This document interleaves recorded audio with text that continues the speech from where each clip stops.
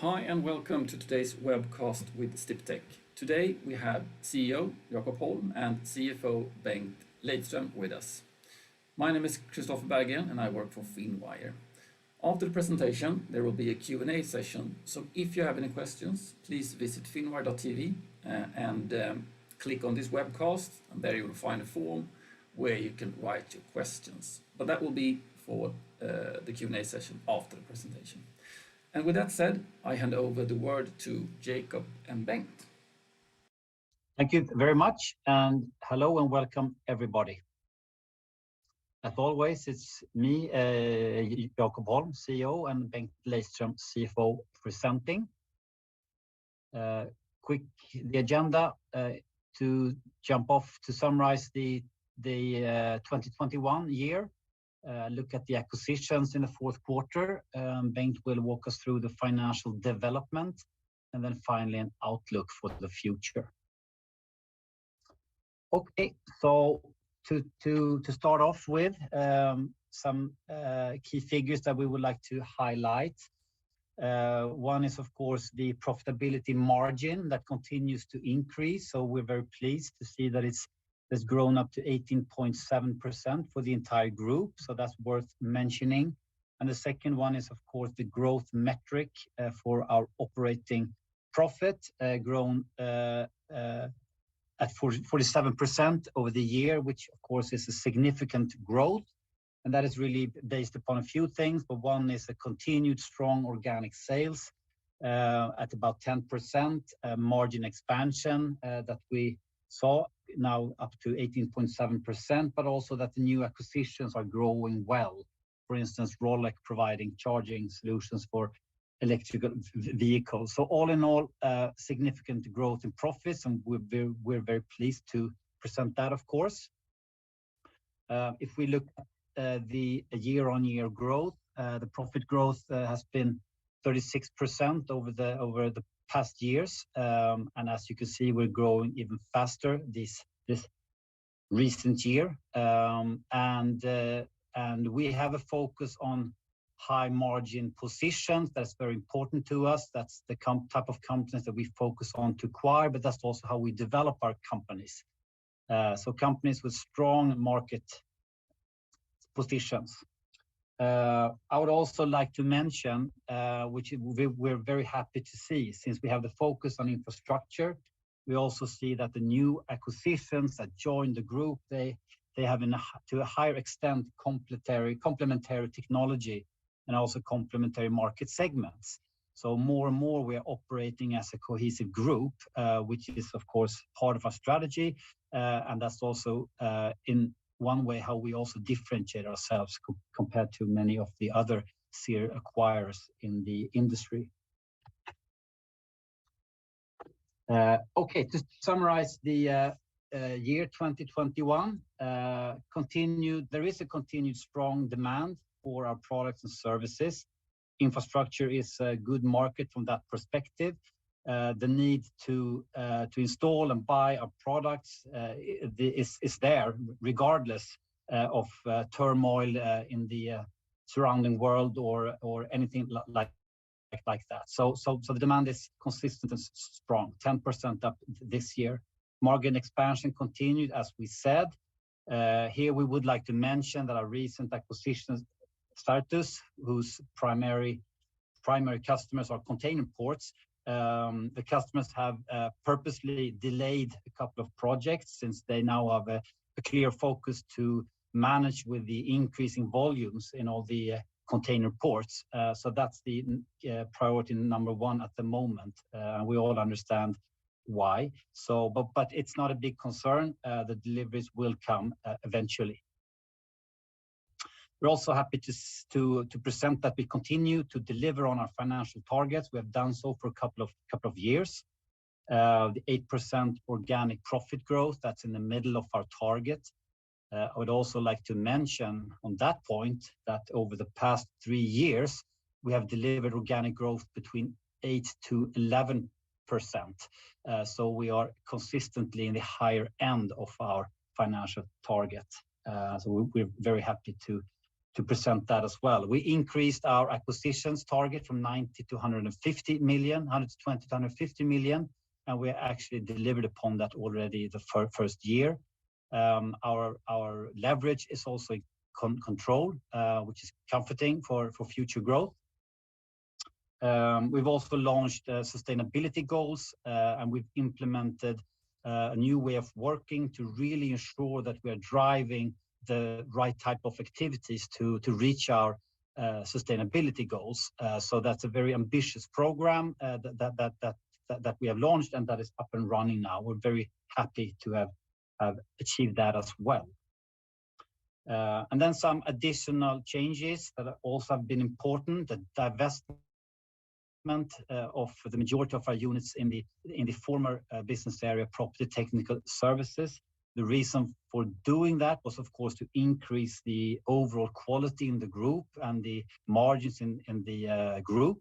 So that was a strategic step, and also part of how we are streamlining the group towards infrastructure and high quality business units.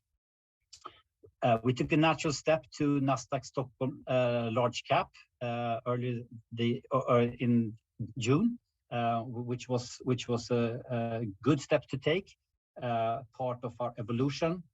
From a geographic perspective, we have invested a lot to really establish ourselves in the markets that we believe a lot in. We have great potential that we have created over a number of years in the UK and Italy. So by having feet on the ground, recruiting people, opening offices, we have a better way to actually dig into that potential. And finally, we are expanding our business area, water and energy. And this is really the background. Water and energy are important resources for our planet. There is a growing demand, but the supply is, of course, a challenge.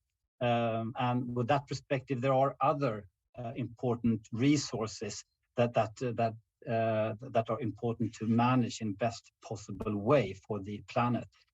And so with that said, we see growth opportunities in some additional areas as well. And we will therefore actually change the name from the business area water and energy to resource efficiency. And the overall theme is about to manage the resources that we have on our planet in an efficient way. And the purpose is, of course, to increase the sustainability surrounding us. To start off with the bioeconomy, it's a very important area. It's very much about circular economies. And the European Union has said that this is a very important response to the challenges that we have ahead of us. And we have identified a number of interesting acquisition opportunities in that area as well. And our recent acquisition, Agrosistemi, which I will present in a moment, is a great example in the bioeconomy area. Waste management, the same theme is also very important. So these four segments will together create the business area resource efficiency. To summarize the acquisitions for 2021, we did acquire to 158 million, 4 great companies. And as we've said all the time, we focus on doing a few very strong acquisitions, high quality companies, high margin companies, rather than acquiring a lot of companies. I hope that's clear for everyone. And the divestments we've done is also in the same theme, to increase quality. And then we've started off in a good way with Agrosistemi in the first quarter, corresponding to 20 million of acquired EBIT. Okay, then having looked at the acquisitions for the fourth quarter, starting off then with Certus Automation from the Netherlands. very interesting company. What they do is really that they provide solutions to automate the handling of containers in ports, terminals, and as part of the solution is a software which is highly sophisticated to identify images and in that way take all do the identification of containers, registration, positioning, and so on. Everything can be done in an automatic way. And as an effect, the company is really contributing to two goals, two of United Nations Sustainable Development Goals. The first one is really based upon that the safety is really improved in the harbors, since the need for human intervention is really reduced with the automatic handling. So very important. And also the truck and ship flows are being optimized, which also reduce emissions. This will be included in the business area Special Infrastructure Solution, or it has been included since October 2021. And then the acquisition that we did a couple of weeks ago, Agrosistemi. And as I said, this is a perfect example of bioeconomy and the new business area resource efficiency. So what Agrosistemi does is that they take biological sludge from wastewater treatment plants. They purify that sludge. They take away additional contaminations, and they translate it or transforms it into organic fertilizers that then are sold to the farming industry. So this is a very interesting company that really contributes to a circular economy based on biological materials. And then also addressing a number of sustainable development goals. One of them is about these kind of fertilizers. They really help to fight desertification, and it's a good way to restore destroyed soil. And there are a number of positive aspects with this type of products. So we're very happy to add Agrosistemi to the Sdiptech group. And by that, we move over to the financial development and Bengt. Thank you, Jakob. Yeah, we had a very strong development, we think, for the 2021. So you can see on this slide, we increased sales with 30%, of which almost 11% was organic, which is quite high if you look in historical terms, but also a sign of that the underlying demand is strong within these industrial sectors. You can see on the chart to the right, the split of the sales between different countries. So you have been following us for some time. You notice that the part which UK is representing is increasing every quarter, more or less, because all of the acquisitions we have done there and also the great development of those units. You can also see that the pie called other is now 11%, which represent more or less, you could say, exports. And as we acquire more product-based companies, of course, then exports potentials are increasing. And a good example is, of course, Certus, which has a big part of its sales on the global level. And there are also other companies within the group that are having good development in their export activities.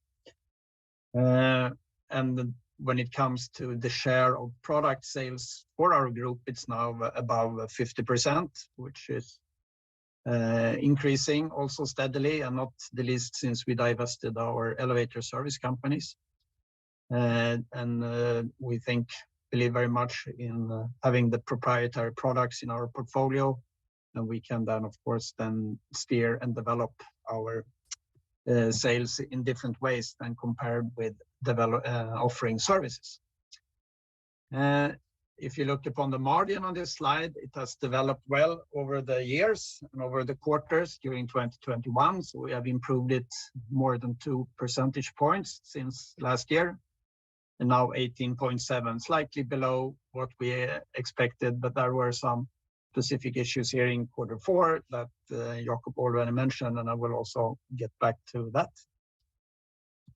Looking on the profit levels, it increased 47%, as mentioned, of which all in all for the full year, it was 8% organic profit growth, and the rest then mainly from acquisitions. Actually, the acquisitions had 53% increase, but we also divested almost 10% of the profit from last year. So you can see here on the right side, the split between the different components, it all adds up to the 47%. We during this period of the pandemic, our organic growth has been up and down, but all in all, if you take a weighted average annual organic growth, it was even 9.4%. I mean, we reported 11% last year and 8% this year, so on average 9.4. During the quarter, we had profit increase by 52%. That's extremely good, and 35% of that was organic, which is of course even better. And much of that coming from having some earlier delayed projects in some of our companies that we now have delivered. And because of this scalable business model means that we could get much of that down to the profit line, and also increase the EBIT margin. So it was up to 20.5% for the quarter. And of course, the 35% organic profit growth could not be expected quarter on quarter going ahead. But we're still very pleased to see that very good final months of the year 2021, which added up then to a successful full year. If we then turn to the business areas, that the one formerly known as water and energy, now called resource efficiency from now on, had a tremendous increase of sales, much of course because of the big acquisition of Rolec early in the year, and also IDE later on in September. But also most of the companies within the business area had a solid organic growth as well. EBITA margin increased also, of course, because of acquisitions, but also that these scalable business models could then get use of the sales increase and put it down to the bottom line. So all in all, EBITA star, our profit measurement, increased by 115%, or 116, you could say. And we now have an EBIT margin for the quarter at 24.8, but for the last 12 months, 24.3. So it's, of course, very good. In this business area, we added the Agrosistemi in January, and in that one included, we are 16 business units within the resource efficiency business area. If we then look at special infrastructure solutions, which since previous last quarter includes the former business units of property technical services. As Jakob mentioned, we divested 7 out of the 9. So there are 2 left, and they are included now in this business area. And in all the historic numbers you can see in this chart and in our reports, we have them pro forma added the companies that were present at those times into the business area, special infrastructure solutions.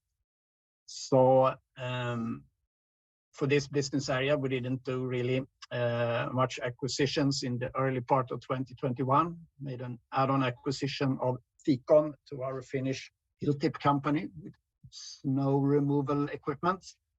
And then we added Certus in October.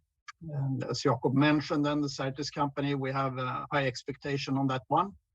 But they were then seeing delayed project deliveries in already ordered projects. as we did during 2020 and 2021 in other business units because of effects from the pandemic. Now it's mainly, as Jakob also mentioned, that the customers in the container ports, they have tremendous volume increase in number of containers to handle. At the same time as their staff are on sick leave and other issues around restrictions, which of course make them focus on their customers and to deliver containers and then take these automation projects as a next step.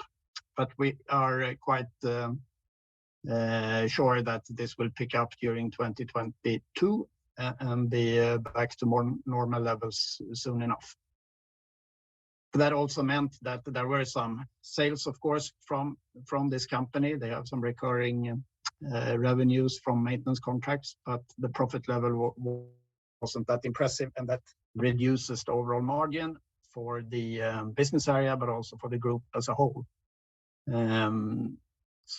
But still, as I said, for this year, it should be back to more normal levels quite soon. The EBITA increased anyhow by 18%, up to 93.5 million for the quarter. So we also have there some of the existing companies performing really well. So including the Certus since Q4, we are now 16 business units also in this business area. Some additional metrics on the group level. We're happy to see that our cash conversion is back to more normal levels, 92% for the quarter. We had some weak cash conversion ratios during Q2 and Q3. There were build-ups of inventories in the business units, and that was with intention to be prepared for any problems in the supply of components from the pandemic or from other aspects. And we also saw a sales increase, obviously, with this sales increase organic, which meant also that accounts receivables were increasing. But now we are more back to the normal levels. We should be around 90 to 100%, so 92 is quite okay. For the full year, it was 71%, picking up from the lower levels, but still below last year. But anyhow, a decent cash flow, we think. Looking upon earnings per share, that was perhaps not what you could expect for this quarter and for the full year. And we tried to explain that in the report. There is also an appendix to this presentation that you find on our website with a bridge. There is a bridge also in the report between our operating profit, the EBITA star, and down all the way to earnings after tax, which is then the earnings per share.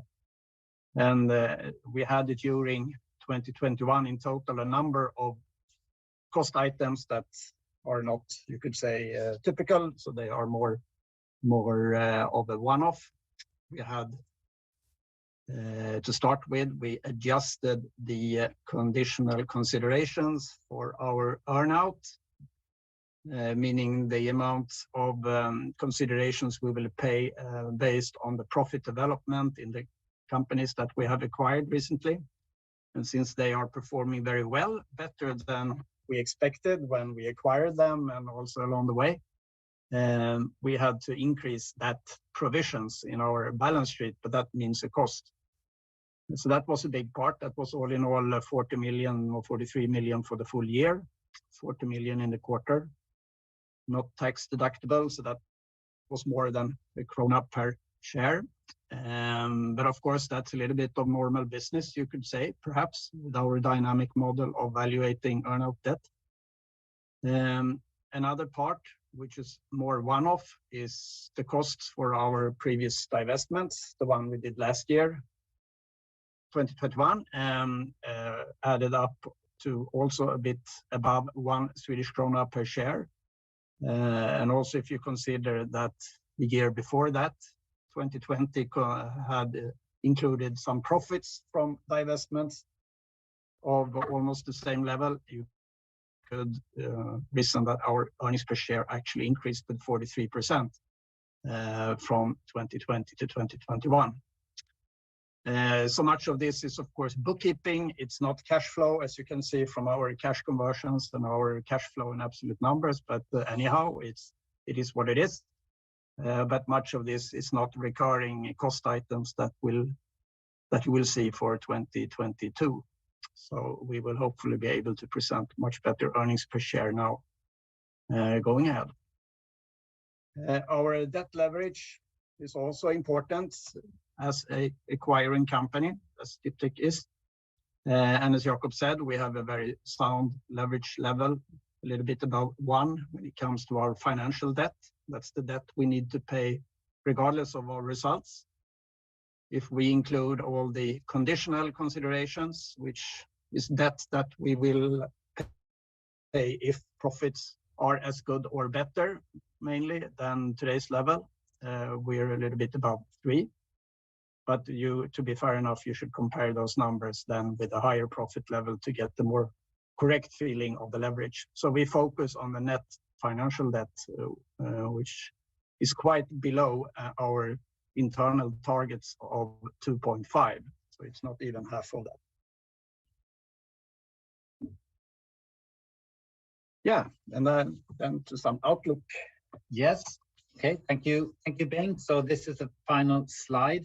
So one thing that we would like to summarize after 2 years of the pandemic is that I think that we've demonstrated resilience and profitable growth despite challenges that have been surrounding us over the year. So we're very happy to prove that with actual numbers. So having looked at the table there to demonstrate the organic development on both the sales side and on the profit side, it has been strong. It can go up and down from one quarter to another, but on an overall basis, the growth rates are very stable. And we've had restrictions, we've had shutdowns, excuse me. We've had material shortages, but anyway, we've delivered solid organic growth. We had a high sick leave in the beginning of 2022. I think there's no company that has been totally immune against that. So we have had some delayed deliveries. However, we've seen that a number of times now over the past 2 years, and we've demonstrated that we have the ability to catch up on that.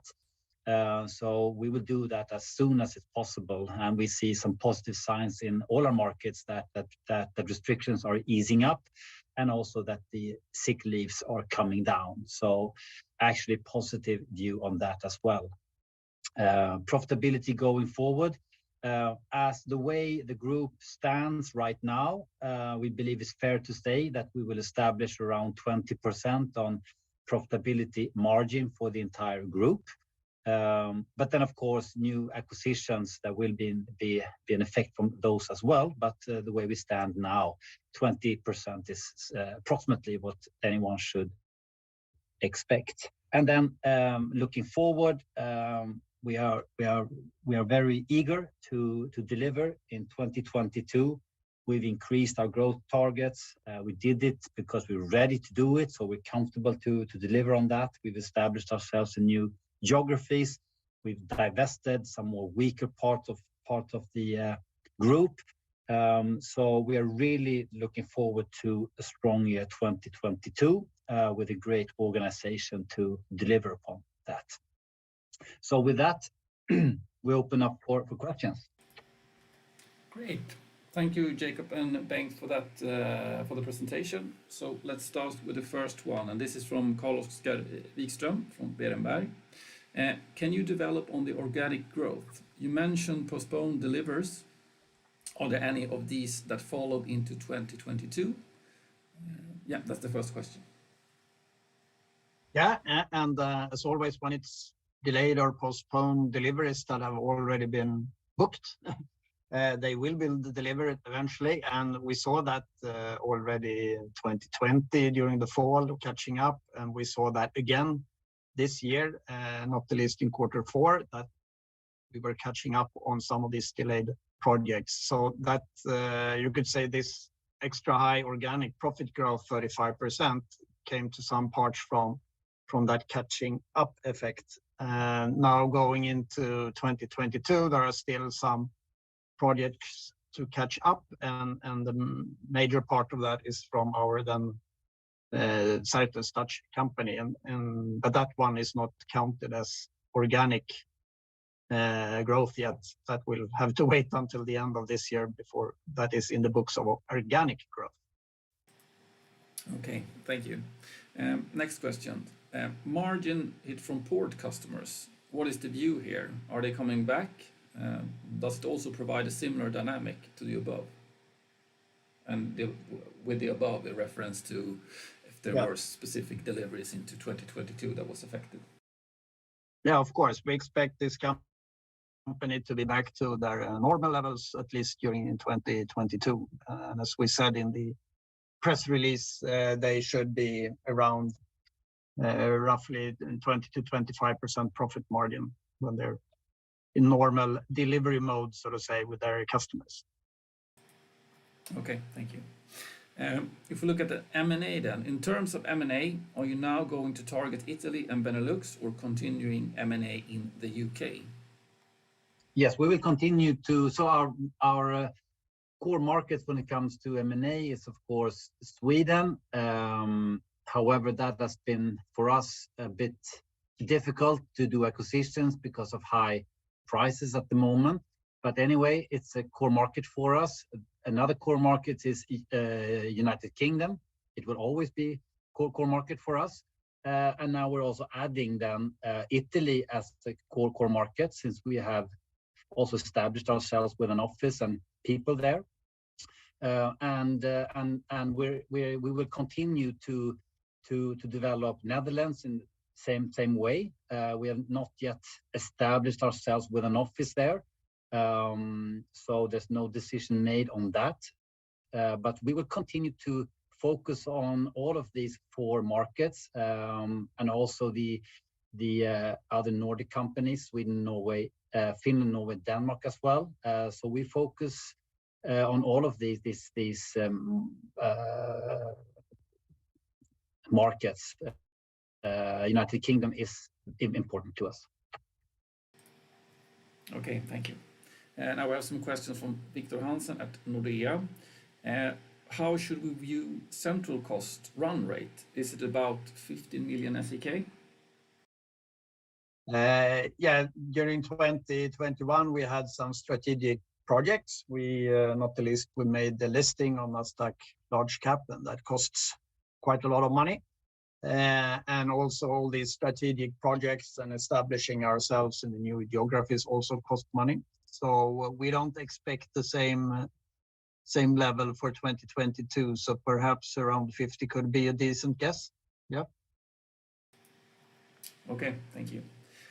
Next question then. How has the pandemic and logistic chaos impacted your capital efficiency? Will you be able to improve efficiency here ahead? Yeah, I guess the question is relating to working capital or capital employed returns. Yes, exactly. And as you said, we had to build assets in both in inventories, but also of the strong sales increase also added accounts receivables and similar items on the balance sheet. But I think the major part that's in the equation of return of capital employed, at least, is the goodwill and other immaterial assets from our acquisitions. So as we acquire great companies, good profit levels at ordinary multiples, you could say that we typically pay, as we have said, around 7 to 9 times EBIT, adds a lot of assets into our balance sheet. And of course, if you include that as we do in the capital employed, that makes it quite tricky to improve that dramatically in the short period. When it comes to return on the working capital, we are working on it, and I think we will see some reductions in the working capital itself during this year now, when we back to a little bit more normal activities and scenarios. So yeah, let's see that. Okay, thank you. Next question. The White House just announced that they will invest 46 billion on charging solutions for electrical vehicles. It would be interesting to hear more about the outlook for Rolec, although they are not on the US market. Well, the market, as everyone knows, is growing in a strong way. Rolec has a strong position on the UK market as being a provider of very complete solutions. So that's they have important position there. So of course it's a positive outlook. Rolec is also important for everyone to remember that Rolec also delivers charging equipment to marinas and caravan parks, and those markets, they grow normally at 5%. So Rolec's overall growth is a blend between the electrical vehicle high growth rates and these more mature markets. But of course the outlook is promising, although we will not provide our expectations on the growth rate for that particular business unit. Okay, thank you. Next question here is from Carl Bokvist at ABG. Your view on acquisition multiples going forward. Looking at 2021, you paid a total consideration of roughly, I think it was 1.6 billion for your acquisition. That had a total EBITA of almost 160 million, which implies 10x compared to your prior level of 7 to 9x. Do you think this is a new level? So in terms of company valuations for the companies to acquire? I think that we have a mix there of numbers. Yes, if you account for what we have booked as acquired assets, the number is probably correct. I don't have it top of my mind right now, at 1.6 billion, but that also includes our provisions for future payments of contingent considerations that are only payable if the profit level increases. So if you want to see the true picture, you should look at what we communicate in our press releases, where we say the valuation at acquisition, the enterprise value at time of acquisition, and there we are still around this 7 to 9. Okay, thank you. And another question from Carl here. What was the organic growth for V&E and SIS? Good question. We don't disclose those numbers since 2021, so I'm afraid we do not mention that number. Okay. Let me see what we have next here for questions. It's a lot of questions regarding M&A multiples.